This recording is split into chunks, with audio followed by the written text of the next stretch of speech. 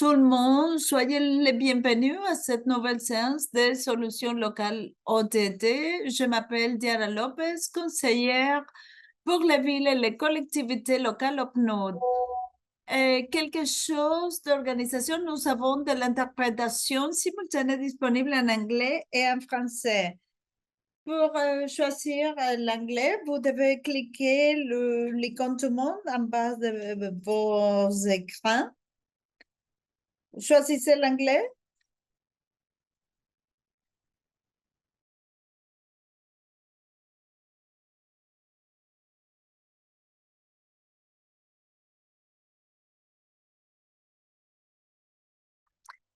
Vu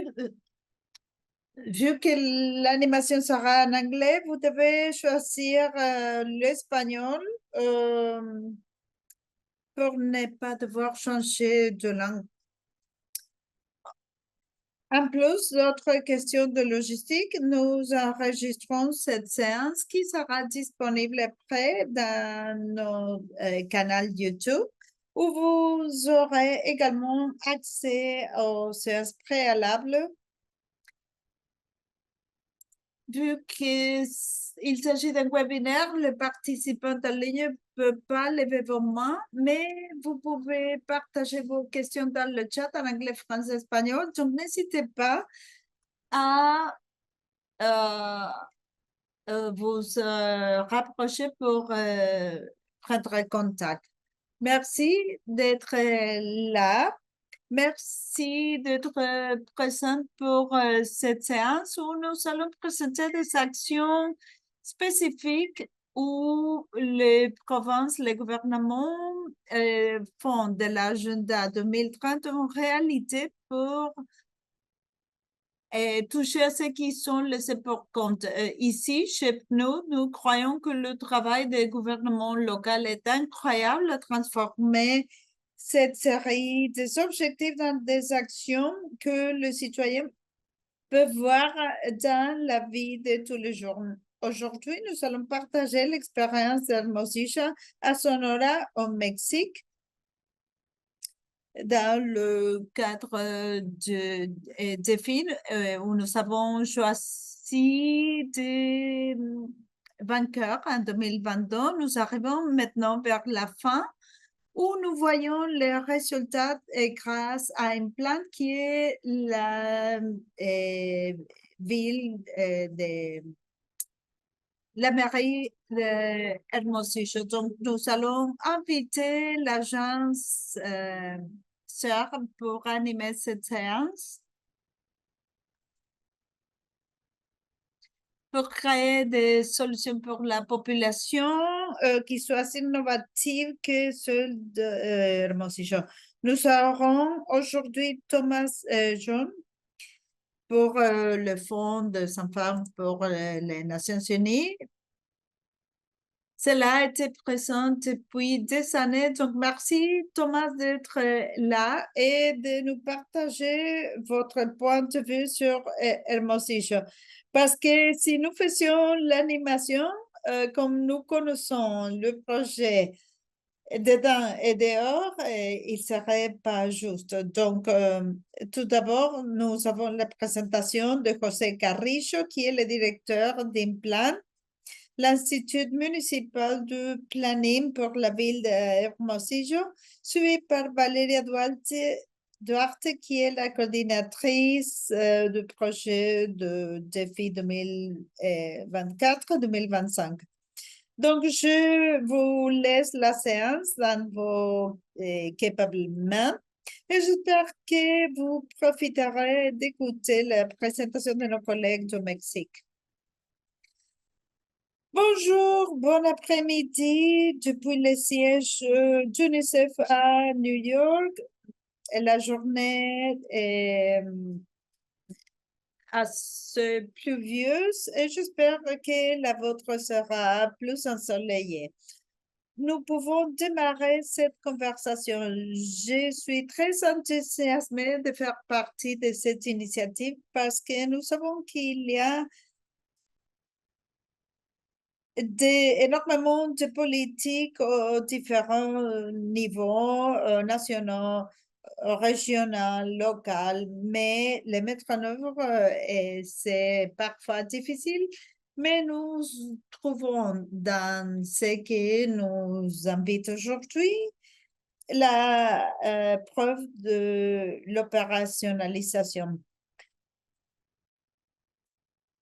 Nous sommes à 57%, il sera 60% d'ici quelques années. Et ce qui nous préoccupe, c'est que la population du bidonville atteindra 3 000 millions d'ici 2027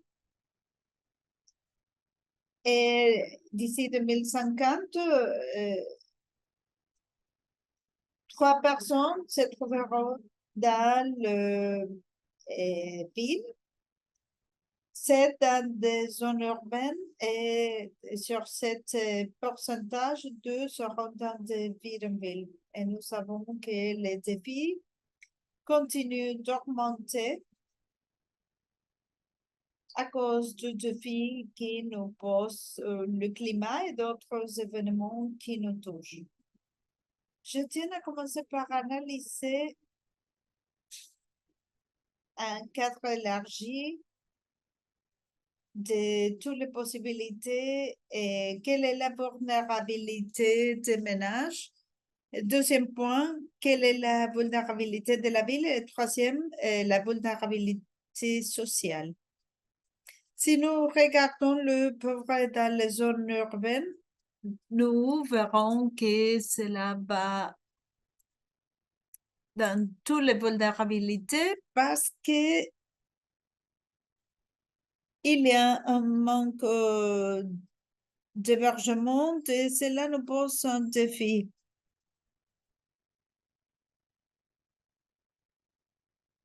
Nous voyons que il n'y a pas de planning, que l'infrastructure n'est pas la bonne et que la gestion des déchets nuit aux villes, au pays. D'après quelques données, d'ici 2050, il y aura 4 millions de tonnes de déchets qui ne seront pas dûment processés. Donc, le changement climatique, comme nous le savons, 30% des villes sont déjà touchées et la plupart sont déjà à risque et les zones urbaines encore plus de risques de changement climatique parce que la population est touchée et les bidonvilles et les terres basses sont les zones plus précaires. Mais nous pouvons analyser les vulnérabilités et nous avons la question sociale, la question de genre qui est une vulnérabilité sociale. Et cela peut s'enchever avec d'autres vulnérabilités sociales. Nous savons que plus de 11% des travaux sont faits par les enfants de 8 à 19 ans d'âge. Il y a d'enfants, il y a leur mère et ils se trouvent à un désavantage vu la question de genre et de l'âge. Donc, d'après moi, cette initiative relie deux sujets, dont l'emploi et les moyens de survie pour les femmes, et même que les DG municipales. Donc, je ne vais pas être entre vous et les présentateurs, donc je vais inviter José Carrillo pour démarrer sa présentation. José, vous avez la parole.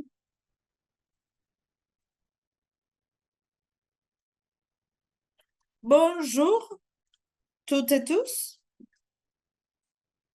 Aujourd'hui, nous allons présenter le programme Biciclando qui se développe depuis ces 3 dernières années avec le soutien de Pilandre à travers le PNUD. La ville Hermosillo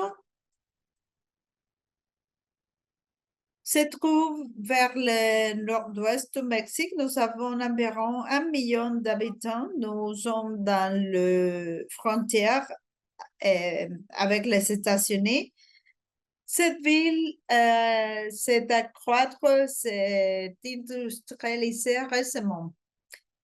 Mais nous venons de présenter un programme qui s'appelle Biciclando, Centre de l'économie circulaire. Nous allons parler de l'origine et les cadres de mise en œuvre, les enjeux dans le domaine municipal, les lignes temporelles, des souvenirs à travers des photos et les expériences. Biciclando est un programme qui favorise la mobilité durable, même que l'économie circulaire.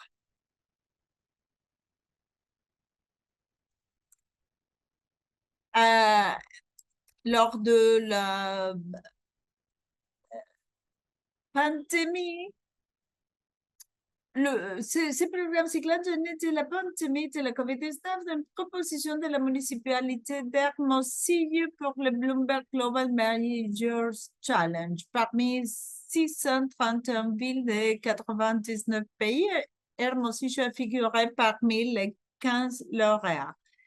Les programmes répondent aux défis urbains de la mobilité durable, du bien-être dans une perspective de genre et de l'économie circulaire grâce à un réseau de collecte de recyclage utilisant des vélos à assistance électrique exploités par des femmes entrepreneuses connues sous le nom de bicicladoras. Il se compose de CEC, Centre d'économie circulaire, siège du programme, le service Biciclando, qui est le service et la plateforme de recyclage et l'infrastructure cyclable, qui est un réseau de pistes cyclables reliant les communautés au CEC, favorisant la mobilité durable des femmes. Dans ce contexte, Biciclando et le CEC, nous visons à favoriser des solutions urbaines durables, à favoriser l'égalité des sexes et à renforcer l'économie circulaire. Permettez-moi de vous présenter quelques défis abordés par Biciclando. Le taux de recyclage est assez bas dans notre ville, mais cela vient de s'accroître. Il y a une forte dépendance à l'égard de son automobile. 35% des déplacements sont motorisés, seulement 5% à vélo. Et sur ces 5%, seulement 15% de femmes sont des femmes parce que 70% avaient la perception de l'insécurité. Encore des défis qu'il y avait une perte économique et un fossé à l'égard de genre parce que le ménage dirigé par des femmes représente 30% de la population. Et cela nous amène à réviser ce programme dans le contexte des ODD. Et nous visons ces objectifs tels que l'élimination de la pauvreté, l'égalité des sexes, le travail décent, de la croissance économique, l'industrie, innovation et infrastructure, la réduction des inégalités, les villes et les communautés durables, la production, les consommations responsables et bien sûr l'action climatique qui est une des politiques qui a reçu le plus de l'aide dans notre ville.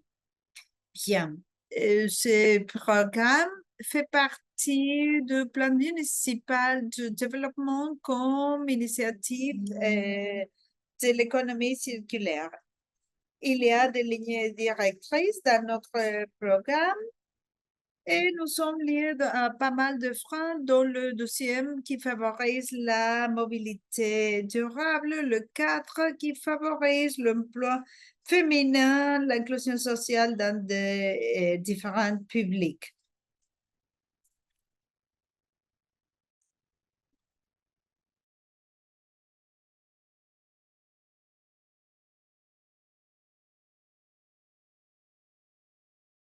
climatique, avec l'inclusion des genres. Nous avons des programmes tels que des programmes en faveur de la sécurité, en faveur des bicycladoras et les responsables des vélos. Nous avons également un réseau très large de récolte et valorisation de déchets. Et nous avons aussi l'aspect durable pour lié à l'entretien des espaces publics à travers les ressources valorisables que nous obtenons à partir des déchets, le recyclage.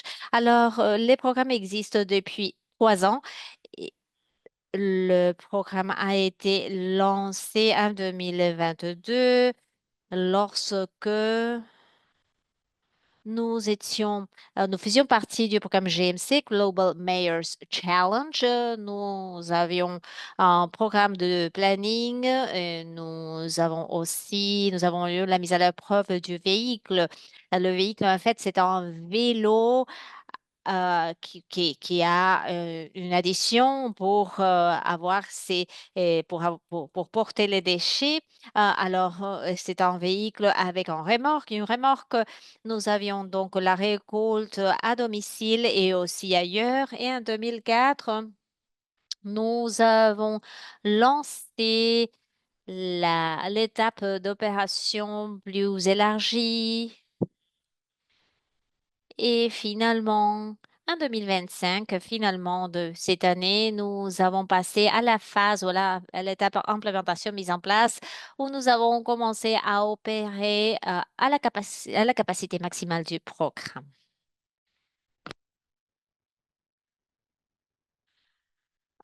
À part, résultat, nous avons créé du travail pour plus de 30 femmes. Nous avons construit le premier centre d'économie circulaire en Amérique latine grâce à cette initiative et nous avons capturé ou récolté plus de 50 tonnes de déchets à recycler. Alors, le programme existe depuis 3 ans. Nous avons plus de 30 femmes qui ont été recrutées et formées tout au long du programme.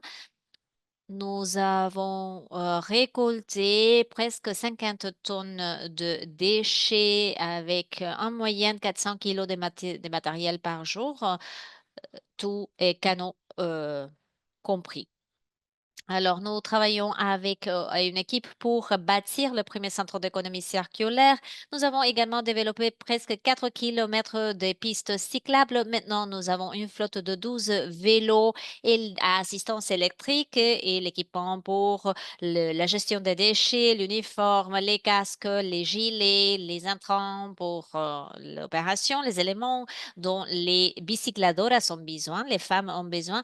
Nous avons également acquis un véhicule électrique pour renforcer la tension et pour également maximiser la récolte des déchets à recycler.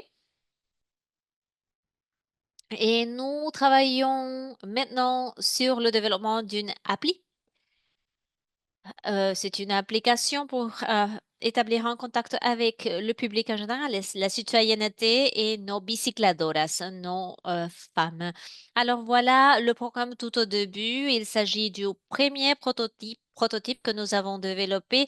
Voilà les menteurs, les fondateurs du programme. Nous avons un des membres qui a passé un maire qui a été réélu après son mandat entre 2021 et 2024. Grâce à ces politiques, la population de Hermosillo a décidé de faire que ce maire continue avec un deuxième mandat et c'est comme ça que sa politique a continué également. Nous avons une de nos bicycladoras, c'est Citlali. Elle est une des bicycladoras les plus anciennes et une cycliste les plus anciennes. Elle est bien engagée avec ce programme. Il faut bien reconnaître le travail des Citlali et les autres cyclistes qui travaillent dans le cadre de cette initiative. Alors voilà notre centre d'économie circulaire au CEC. C'est également un prototype de réutilisation de matériel. Il y a des conteneurs là, nous pouvons retrouver des conteneurs de vaisseaux maritimes qui ont été réutilisés Il y a d'autres entreprises qui ont participé, telles que Tetra Pak. Nous avons le matériel et ce sont des feuilles de polyaluminium récupérées à partir des, des conteneurs, des emballages, des matières d'emballage qui est utilisée pour la construction, en fait. Alors, nous sommes très fiers de ce centre parce que ce centre est un exemple vivant de la durabilité et de l'utilisation de ressources à partir du moment que notre centre a été construit. Alors, voilà l'intérieur, la cour de notre centre d'économie circulaire et voilà les équipes qui travaillent avec dans le cadre de ce programme de recyclage.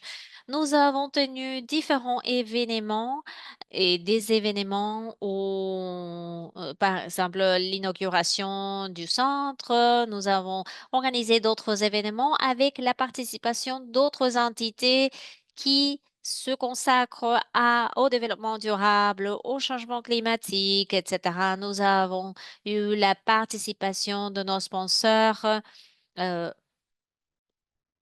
WWF, le World Wildlife Fund. Nous avons eu du contact avec eux également. Nous avons eu pas mal de réponses dans les médias. Voilà une image d'un article dans un journal local. Voilà un résumé qu'ils ont créé pour montrer comment nous travaillons dans notre CEC, notre Centre d'économie circulaire. Voilà un échantillon tout simplement de notre travail. Nous sommes très fiers de ce programme qui se trouve maintenant dans l'étape de passer du soutien obtenu grâce au PNUD et des bailleurs de la philanthropie à l'étape de la mairie qui continue avec euh, le programme pour faire qu'il augmente, se répande, etc. Donc voilà la fin de ma présentation. Merci beaucoup.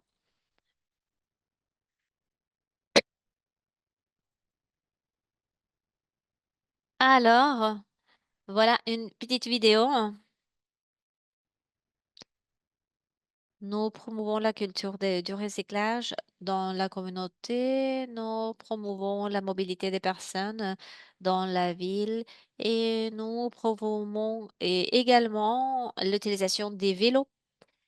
Pour moi, être une bicicladora, ça veut dire de appartenir à la communauté, de pouvoir apporter quelque chose à la communauté, développer la sensibilisation pour notre planète. Et nous sommes en train d'encourager le leadership des femmes. Alors, c'est un projet fort important pour moi et ça me rend très fière, le recyclage communautaire, parce que c'est également une source de travail pour les femmes et cela encourage la mobilité active. Hermosillo est une ville qui génère beaucoup de déchets et nous avons plusieurs ressources pour les déchets. Alors, les déchets peuvent être recyclés, nous pouvons bien utiliser, réutiliser ce matériel.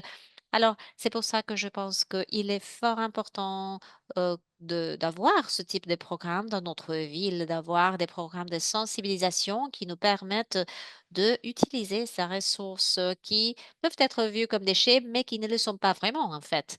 Nous menons plusieurs activités liées au recyclage. Euh, Depuis que je me suis engagée à ce programme, je me suis rendu compte que l'économie circulaire, c'est quelque chose de vraiment possible. Alors, il y avait plusieurs personnes qui disaient, oh non, non, l'économie circulaire, c'est presque impossible à faire. Mais en fait, je me suis rendu compte que pas du tout. Et c'est quelque chose qui m'encourage beaucoup. Les bicyclettes sont des vélos électriques qui nous permettent d'avancer et de pouvoir porter la charge, les fardeaux dans les remorques que nous avons dans la partie arrière de nos vélos. Alors, euh, oui, c'est vrai que c'est un travail un peu fatigant, mais il n'est pas. impossible. Je me sens très fière de participer, d'appartenir à l'équipe Biciclando. En dépit de mon âge, qu'est-ce que ma famille en pense? Ils se sentent fiers parce qu'en dépit de mon âge, ils voient que je travaille d'arrache-pied. Ils me voient au vélo, à vélo, sous le soleil. Hem, ils voient comment je parcouris la ville, et cetera. Les recyclages, nous recyclons du papier, de l'aluminium, du carton, du papier. Ce sont les déchets que nous pouvons monétiser, mais d'ici peu, nous allons nous engager à d'autres activités. Avec le recyclage, ce que nous faisons, c'est de réduire la quantité de déchets qui sont jetés à la poubelle. Alors, ce sont des matériels qui peuvent être ou non monétisés, mais comme ça, on évite qu'ils soient jetés à la poubelle. Comme cycliste, je suis consciente, de l'importance, du cyclisme. Je suis une autre bicycladora. Le fait d'avoir, ce type de projet crée une plus grande sensibilisation. Nous sommes plus que tout simplement les voitures qui se trouvent dans les rues. Je suis très fière et très heureuse parce que j'ai beaucoup appris. Il y a beaucoup de solidarité dans notre équipe et ça fait du bien, en fait, d'aider la planète. Je pense que, en général, dans leur population, il y a un manque de sensibilisation, mais je crois que petit à petit, nous pouvons créer ce changement ensemble. Et avec nos petits efforts de chacun de nos côtés, je pense que nous réussirons à que ça devienne une réalité. Cela nous aidera à grandir comme des êtres humains, à nous épanouir. Alors, Bicyclano n'est pas que la récolte des déchets. C'est un service pour la communauté, mais c'est quelque chose qui nous donne beaucoup à chacune d'entre nous. Alors, tu peux suivre Pisciclando dans les réseaux sociaux. Merci. Merci beaucoup de votre attention et alors ouais, ça c'est la fin de notre présentation. Merci beaucoup. Merci José. Je vois à partir de la vidéo que les rues sont vraiment propres.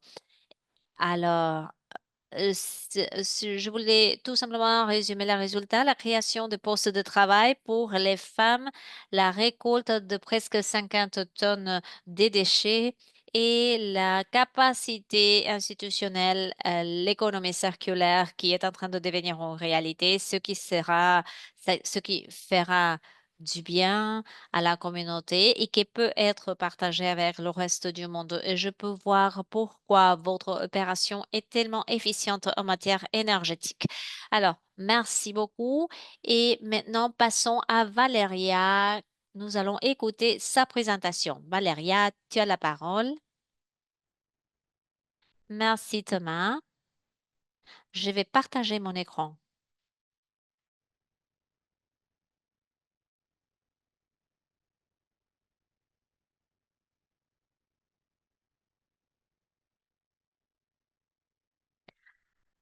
Alors, comme on a déjà présenté tout au début de notre Zoom, je vais me pencher sur les résultats que nous avons obtenus grâce au projet Biciclando. Biciclando a mis en place un modèle de récolte des déchets recyclables qui est durable et inclusif. Le projet cherche à réduire l'empreinte environnementale et promeut l'économie circulaire et la mobilité active. En plus, il génère de l'emploi, du travail digne avec une focalisation de genre. Il engage la communauté, les écoles et les locaux commerciaux. Nous avons quatre piliers dans notre projet. Le tout premier est lié au travail des femmes. Deuxièmement, le centre d'économie circulaire, notre base d'opération. Troisièmement, nous avons la mobilité durable. C'est le moyen, la bicyclette électrique qui est utilisée pour récolter les déchets. Et quatrièmement, nous avons la culture environnementale et le recyclage responsable. En matière de travail féminin, le profil des bicycladoras, nous avons déjà 23 femmes qui ont été embauchées.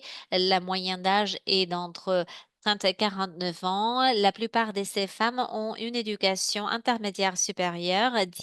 10 sont mères et dont 5 sont les gagne-pains. Pour 20 de ces femmes, et le bicyclando est la principale source de revenus et 17 du total ont un poste de travail supplémentaire. Nous cherchons à créer des horaires flexibles parce que plusieurs d'entre ces femmes doivent se charger des tâches ménagères. Elles sont des aidantes également. Il y a des filles qui continuent à étudier, par exemple, ils vont à l'école ou à l'université. Alors, il est important pour nous qu'elles puissent nous rejoindre dans notre projet et offrir cette flexibilité d'horaire.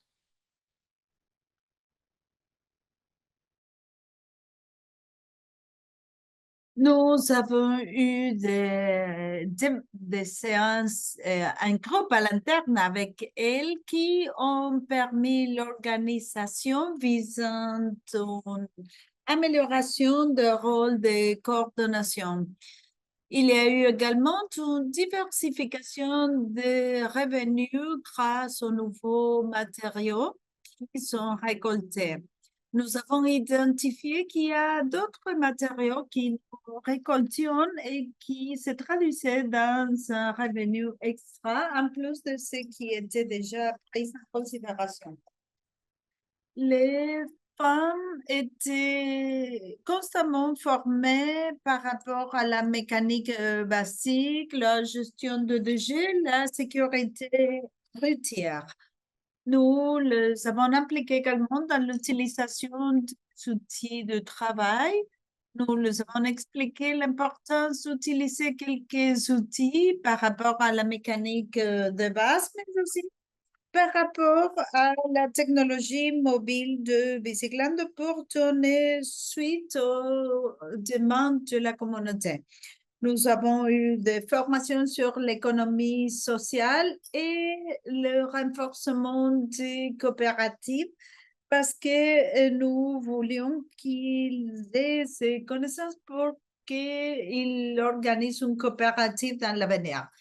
Le Centre d'économie circulaire est devenu une zone à salva, une zone sécure, qui est le nom d'un programme à Sonar qui permet d'identifier les personnes à risque. Et finalement, nous avons articulé avec le DIF à Hermosillo pour fournir du soutien psychologique pour les femmes qui sont parties de l'équipe. Passons au résultat du deuxième axe qui porte sur le centre de l'économie circulaire. Pendant cette période, nous avions eu une récolte totale de 69 609 kilos qui représente 136 869 pesos mexicains. 950 routes ont été desservies et le moyen de récolte journalière est de 150 kilos qui représente un moyen de revenu de 962 pesos par jour. Les personnes font la demande à travers l'app Biciclando qui se trouve dans le App Store ou Windows. Et nous recevons leur demande et l'assignons à un bicyclador. Jusqu'au présent, nous avons de la portée dans 5 secteurs de la ville et nous récoltons dans le centre d'économie circulaire et dans 3 autres centres, Bicyclacentre, dont son nom. Par rapport aux résultats des matériaux, comme cela a déjà été dit, nous recyclons le papier, le Tetra Pak, le carton et vous voyez à droite comment c'est augmenté ces derniers mois parce que nous avons déjà retenu tous les 23 femmes, ce qui nous a aidé à faire croître tous les deux le revenu et la récolte. par rapport aux agents générateurs, nous avons jusqu'aujourd'hui 107 ménages, 245 sociétés affiliées, 5 centres éducationnels, 21 agences municipales. Quant à l'axe de la mobilité durable, le résultat nous montre que la récolte est faite par 12 vélos à assistance électrique et une voiture électrique. Nous avons installé Confibicis dans un total de 4,2 km autour du centre de l'économie circulaire, ce qui nous a permis de garantir que les femmes puissent utiliser, monter à vélo d'une façon sûre. Et nous avons organisé 2 tours cyclables où nous avons planté 30 arbres natifs. Nous avons implanté les stratégies de communication sur l'importance de l'utilisation du vélo parce que l'idée, c'était pas de garder cette initiative à l'interne, mais de transmettre le message à toute la population de Hermosillo en entière. Et d'après des études de l'Institut de Planning, nous avons identifié une croissance des usagers de vélo dans des voies confinées.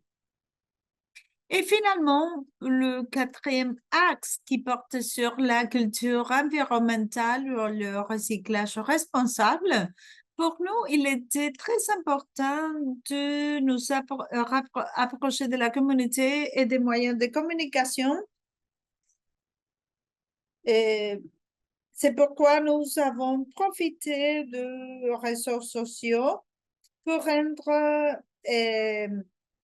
le projet visible à l'échelle municipale. Le message que nous avons travaillé le plus, c'était femmes qui recyclent, femmes qui transforment parce que c'est trop aligné avec le projet et qui favorise l'emploi féminin, mais nous avons voulu faire des femmes, elles aussi, les agents de changement.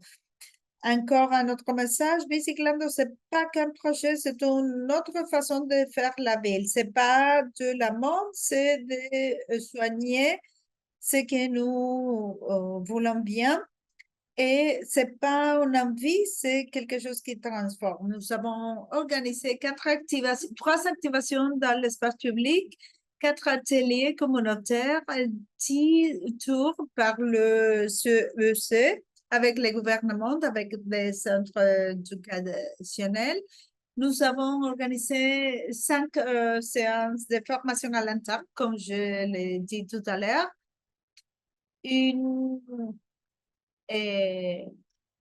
Un mur qui a été peint avec des images de dessins de mobilité durable, un défi et une foire de recyclage. En total, 532 personnes qui ont participé par rapport à ces sociaux. Nous avons eu 672 463 views comporté des 156 000 personnes et 12 258 interactions.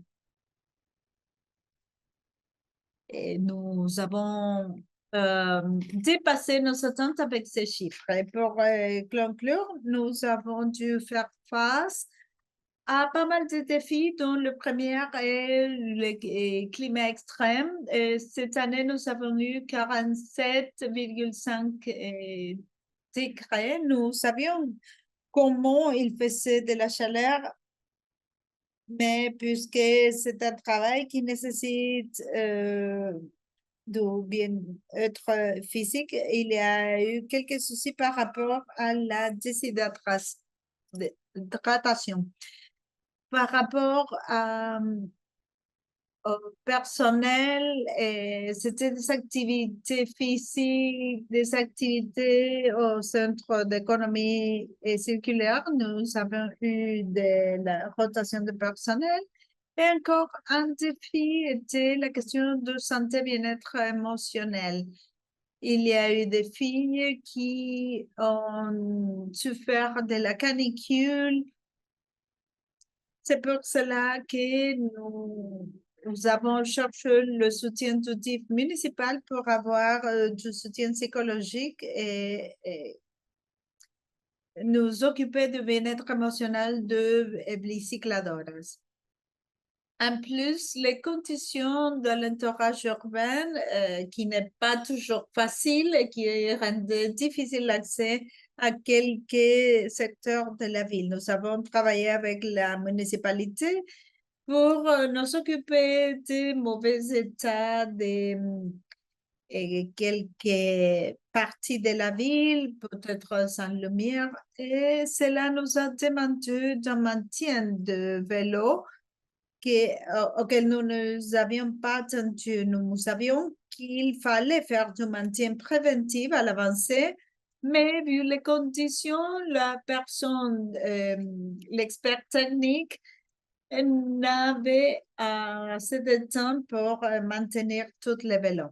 Encore un défi, l'utilisation de technologies et des outils, surtout par rapport à l'app pour les filles.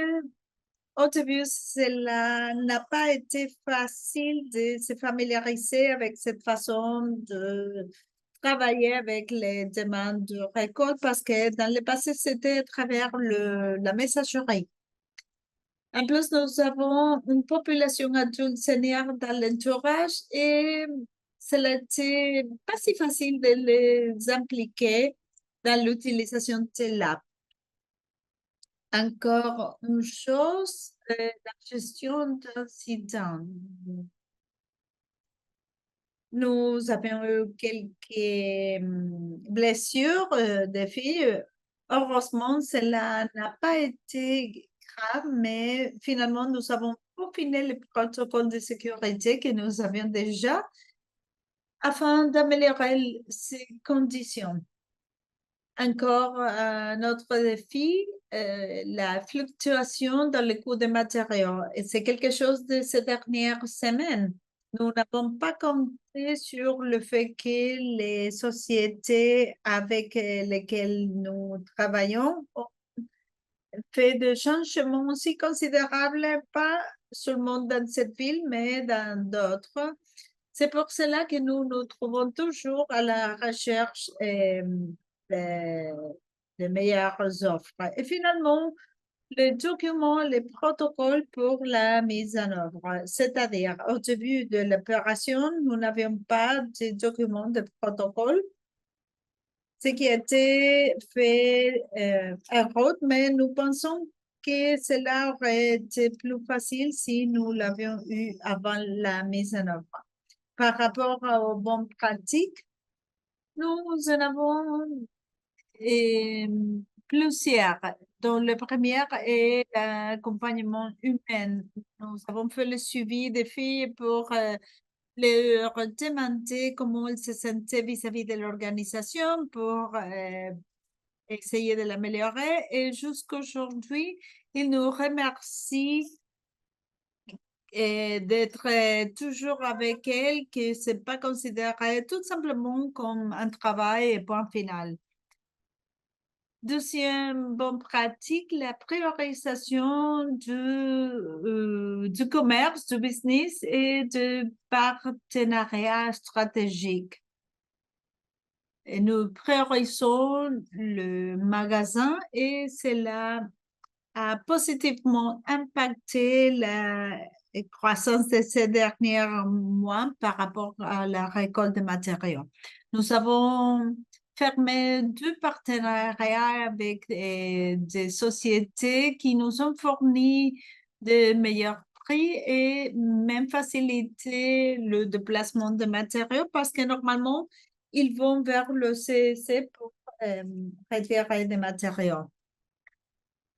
Troisième bonne pratique, nous avons identifié d'autres matériaux à part ceux que nous recyclons déjà. Nous avons identifié que leur vente était à un meilleur prix, donc cela a été comme un bonus et une opportunité que nous avons profité ces derniers mois.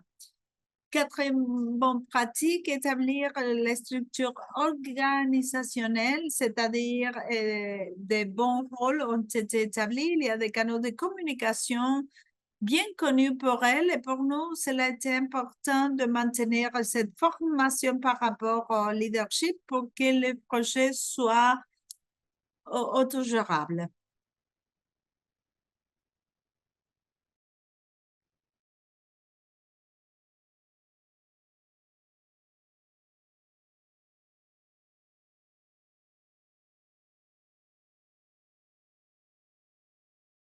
Bon, pour identifier ce que nous pouvons améliorer. Et finalement, formation en permanence et renforcement de capacité. Les filles ont reçu une formation en permanence. Nous avons discuté avec elles si, par exemple, nous leur avons demandé si elles voulaient un élément particulier pour leur formation, pour renforcer leur capacité, etc. et en même temps pour socialiser cela. Et finalement, concernant les recommandations, il y a une série de recommandations qui sont importantes pour les villes qui aimeraient répliquer ce modèle de projet dans leur ville. Premièrement, nous avons le diagnostic. Il est important de faire un diagnostic préalable du domaine ou de la zone géographique sur laquelle nous allons intervenir. Euh, pour identifier les agents générateurs, les matériels qui sont générés, les déchets qui sont générés et les entreprises qui achètent ou qui peuvent acheter ces matériels. Deuxièmement, nous devons établir des documents pour mettre en place les opérations des protocoles, des manuels d'opération, des indicateurs de suivi, les canaux d'évaluation, également avoir un espace qui fonctionne comme une base d'opération. Dans ces cas, nous avons eu l'opportunité de construire ces centres d'économie circulaire, mais il est également important d'avoir un espace qui puisse fonctionner comme base pour fournir ces domaines partagés pour aider et soutenir les bicycladoras. Quatrièmement, nous avons le planning et la conception de routes efficientes et avoir un suivi un schéma de suivi des progrès du projet. Il ne nous reste qu'une minute. Et alors, avoir un schéma de suivi et cinquièmement, nous avons la relation avec les femmes, les parties prenantes et les femmes qui s'intéressent à participer au projet. Sixième, diversification, pardon, de revenus avec la transformation de certains matériels. Cette stratégie de communication et socialisation. 8, avoir un plan d'entretien et garantir la couverture médicale pour les femmes. Et 9, garantir la pérennité du projet et l'aligner avec les politiques publiques du gouvernement de la ville. Euh, la ville d'Hermosillo avait ça de façon préalable et c'est comme ça que nous avons cherché à donner une pérennité au projet. C'est tout de ma part. Voilà nos coordonnées pour les réseaux sociaux si vous voulez nous suivre. Merci. Merci Valéria, merci de cette présentation tellement détaillée avec des détails sur la mobilisation, la durabilité. J'aime bien les leçons apprises et je me demande euh, hmm, comment on va continuer lorsque ce programme avance. Alors, nous pouvons commencer avec quelque chose d'autre. Il y a certaines parties de la ville qui sont atteintes de pauvreté, l'illumination, les luminaires, voilà, d'autres aspects à améliorer. Alors, nous pouvons passer à la séance questions-réponses. Mélissa a mis toutes les questions ensemble pour me faciliter la vie. Alors, quelques questions de José pour José et ensuite quelques questions pour Valéria. Alors, Quels sont les challenges techniques auxquels vous faites face pour développer et opérer les vélos électriques? Ensuite, quelles sont les transformations sociales et économiques que la mairie a observées dans les villes des participants? Et quelles sont les leçons principales par rapport à la coordination entre les secteurs privé, public et international? Alors, vous pouvez répondre aux trois questions toutes ensemble.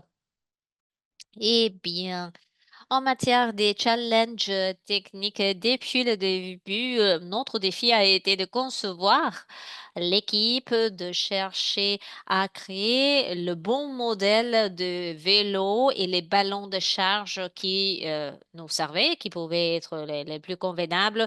Il y avait par exemple des systèmes qui existaient déjà, des écotaxis, c'était des vélos-taxis et aussi d'autres vélos pour la livraison de dernières milles, aux derniers kilomètres pour certains systèmes de livraison de marchandises. Pourtant, le défi a été véritablement de créer un vélo qui soit secure, qui a la capacité technique, qui a la capacité également électrique et ensuite la capacité de charge électrique suffisante pour faire un certain parcours. Alors, nous nous sommes mis à travailler avec une entreprise qui nous a soutenus pour la conception du vélo et au moment de le mettre en place, comme Valéria a dit, nous avons constaté qu'il y avait quelques problèmes techniques. Il y avait aussi des problèmes liés à la température et aussi quelques problèmes avec les pneus. Nous avons finalement fait face au défi constant d'améliorer l'équipement, d'améliorer les vélos. Et ensuite, il faut, dans ces cas, reconnaître que la zone d'influence du programme Reciclando se trouve dans une colonie ou un quartier modèle, en fait. Et cela a été effectivement un modèle de participation de la citoyenneté. Là, plusieurs citoyens se sont engagés au programme depuis le début. Ils ont été toujours disposés à se former, à trier leurs déchets, à les préparer et à les donner aux recyclatrices, aux récupératrices. Alors, la communauté s'est jointe complètement à ces programmes. Il y a tout un effort de la part de la communauté parce qu'il faut, bien sûr, trier les déchets, il faut les préparer, il faut les donner propres dans une situation de propreté pour que les déchets puissent vraiment être recyclés. Et je crois que indépendamment du volume capturé des déchets recyclables, ce qui a été le plus important, c'est la sensibilisation que nous avons réussi à développer autour de l'économie circulaire et le recyclage dans toute la ville, mais plus particulièrement dans ce quartier qui est les centres, les noyaux de ce programme-là. Et finalement, en matière de relations interinstitutionnelles et la coordination avec d'autres entreprises, nous avons constaté avec une grande satisfaction que il y avait des entreprises non seulement locales, mais aussi des franchises internationales ou nationales qui se sont jointes à cet effort et qui ont été également disposées à faire le tri et à faire à donner ces produits ou ces déchets recyclables aux récupératrices. Il y a eu plusieurs écoles, des dépendances ou des entités municipales qui se sont jointes à ces projets et il y a également des entreprises qui hmm, devaient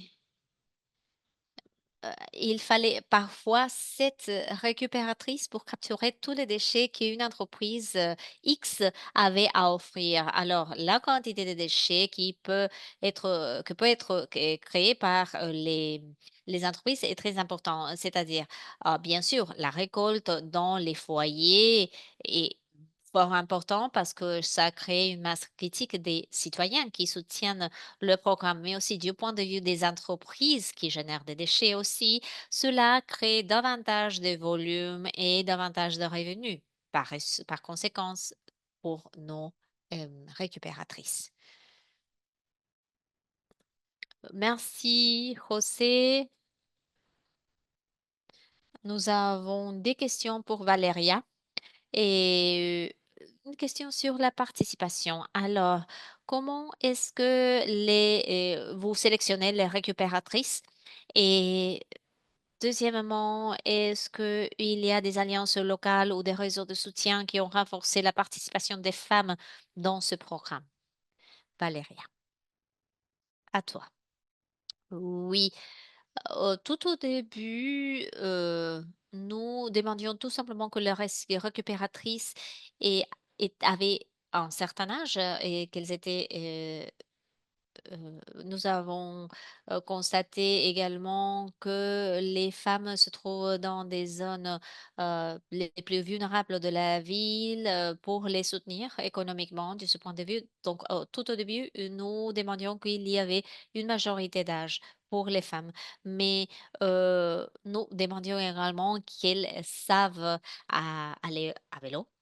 Mais il y avait certaines femmes qui ne savaient pas comment aller à vélo, mais elles avaient besoin du travail, elles ont été formées, elles ont appris à utiliser le vélo, elles ont réussi. Alors, nous avons précisément cherché à donner ces formations parce que les femmes soient bien préparées pour sortir dans les rues et avec leur vélo. Et concernant les réseaux, oui, c'est en fait intéressant parce qu'il s'agit d'un groupe de 23 femmes et nous pouvons déjà ressentir qu'elles ont déjà battu ce groupe de soutien.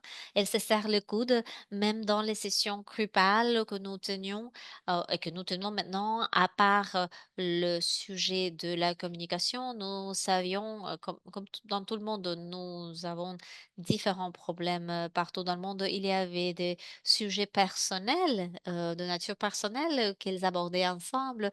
Alors, elles ont beaucoup renforcé ce travail d'équipe les unes avec les autres.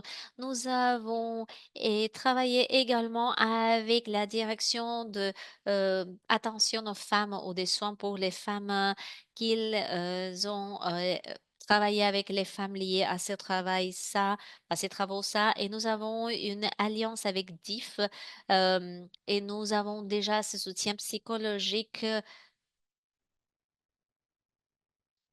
Nous cherchons à avoir un certain type de soutien, d'avoir par exemple un lieu ou un endroit où les femmes peuvent laisser leurs enfants pour que les femmes ressentent qu'elles peuvent sortir travailler et qu'au même temps elles puissent savoir qu'elles peuvent laisser les enfants dans une crèche pendant que elles continuent à travailler.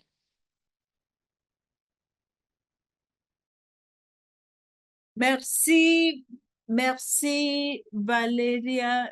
C'est bien de prendre en considération le cœur des enfants. Il y a une dernière question pour vous deux. Est-ce que vous recommanderiez cette expérience pour d'autres pays en Amérique latine? Quels sont les principaux leçons intérêts? Donc, une réponse en une minute de la part de vous deux, José, Valeria. Ok, oui, moi, recommanderais la mise en œuvre aux autres municipalités indépendantes de l'intérêt du soutien politique qui existe pour ces programmes.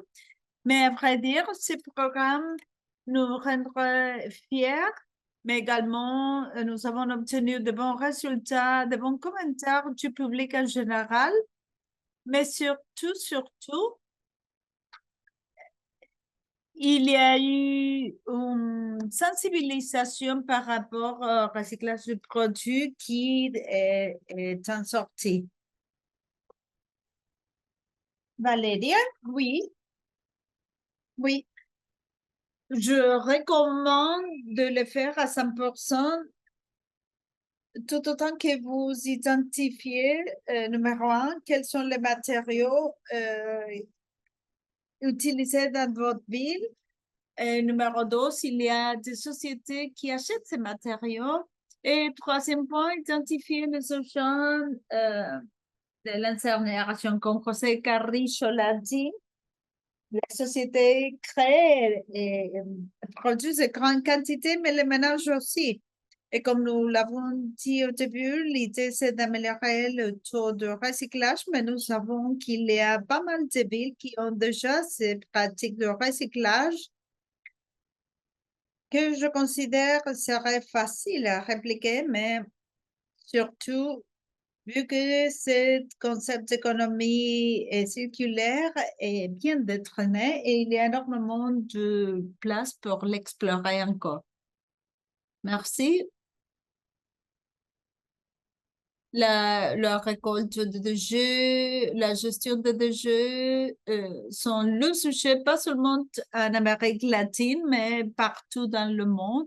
Même la ville de New York a des soucis parfois. Donc, je vous remercie tous les deux d'avoir partagé cette expérience, cette initiative si merveilleuse. Les solutions